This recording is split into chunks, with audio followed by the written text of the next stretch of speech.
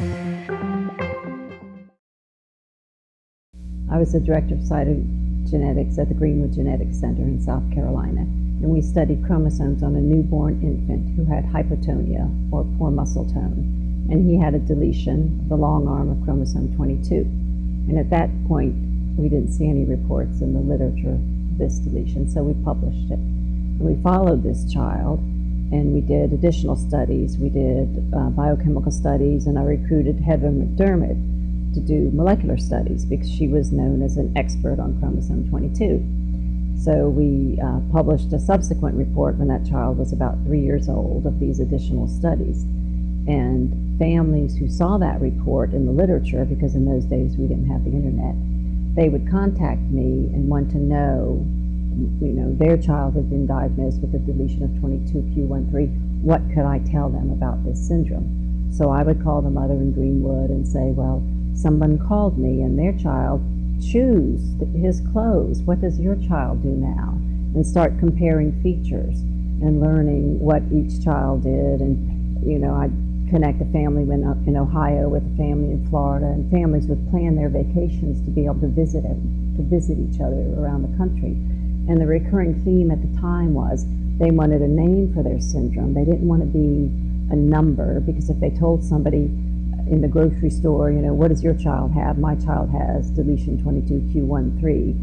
They looked at them like they were from a different planet. They wanted to have a name like Down syndrome, something they could say that people might act like they understood at least.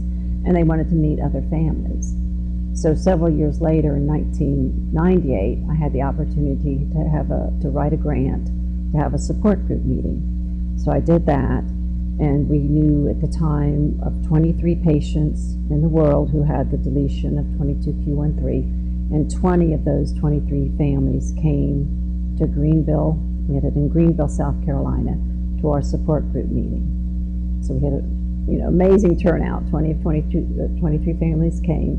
They got to meet each other. We had speakers. We had family groups just networking with each other. And it was a great family reunion. Some of the families initially were hesitant and didn't think they belonged there, but by the end of the meeting, people were crying that they were going to have to leave and never see each other for another 2 years or whenever our meeting would be. So we've been meeting every 2 years since then, on even number years. The meeting has grown. We now have had the last 2 meetings in Orlando. We have international attendance. I think about 260 families came to our last meeting.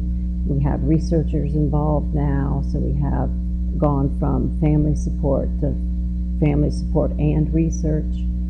And we try to integrate the two so that the families and the researchers can interact, and the researchers can see what impact their studies have on the families, and the families can ask questions to the research and get to understand what is going on and where things stand in terms of therapy or other things that will improve the lives of their children.